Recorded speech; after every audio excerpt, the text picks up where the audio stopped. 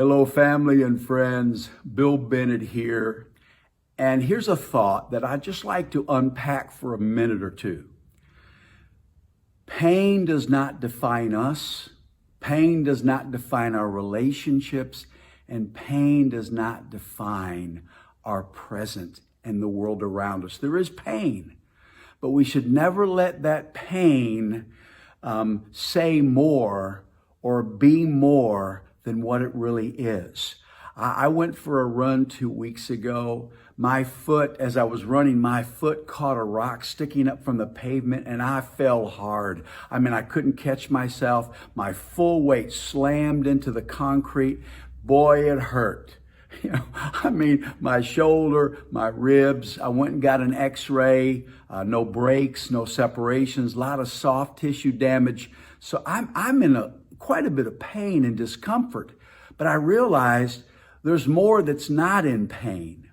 There's more health in my body than there is damage. In other words, I'm not going to let the damage, the pain define me. And the enemy loves to define us by our trauma and pain. And don't get me wrong, we have to deal with trauma. We've got to deal with pain. But it's not bigger than the health we have, the relationships we have, the capacities and the character we have.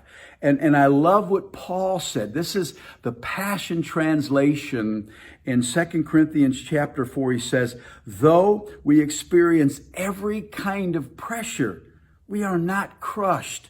At times we don't know what to do, but quitting is not an option. We are persecuted by others, but God has not forsaken us. We may be knocked down, but we're not out. And so, yes, pain is real, hurt is real, but it doesn't disqualify us. As a parent, you can get hurt by your children. You can even get angry. But being hurt and dealing with anger doesn't disqualify you from being a good parent, from showing love, from making great decisions on their behalf. In a marriage relationship, we get disappointed. We can get angry. We can have challenges. But those things are so small compared to who our spouse is and who we are together. So just be aware, the enemy is the great amplifier. He's always trying to blow the negative way out of proportion.